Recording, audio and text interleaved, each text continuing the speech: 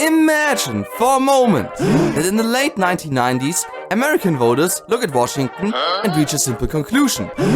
Both parties are the problem. In reality, that sentiment was already there, bubbling under the surface after the Clinton impeachment circus and years of partisan trench warfare. Now add one extra ingredient. A candidate who doesn't just say he's different, but looks and sounds like he wandered in from an entirely different genre. What? Enter Jesse Ventura, freshly elected governor of Minnesota, and already proving that a Reform Party candidate can win something bigger than a county fair ribbon. In this timeline, the Reform Party doesn't implode. Ventura commits a full presidential run early, and, crucially, he makes it onto the debate stage.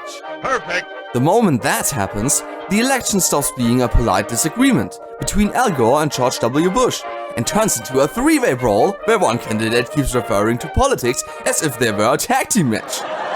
Voters notice. Independents flood in.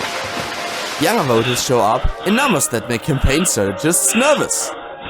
On election night, neither Bush nor Gore reaches 270 electoral votes. The decision goes to the House, which suddenly finds itself under enormous public pressure not to hand the presidency to either party that just failed to win outright.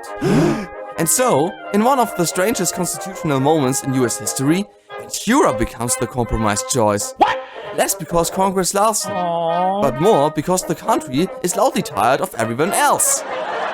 The reaction is complicated. Democrats argue this is not what the system was designed for. Republicans argue this is exactly what the system was not designed for. Bill Clinton smiles through the transition, like a man watching someone else inherit a very unpredictable house. Gore maintains dignity. Perfect. Bush maintains composure. Perfect. Cable news maintains record-breaking ratings. Perfect. President Ventura governs as an independent in a system that has no idea what to do with that. His cabinet becomes a mix of technocrats, outsiders, and few carefully selected insiders who know how Congress actually works. His agenda leans libertarian on civil liberties, skeptical of federal overreach, and aggressively focused on campaign finance reform. Because if you win as a third-party candidate once, you'd like to make it slightly less impossible the second time.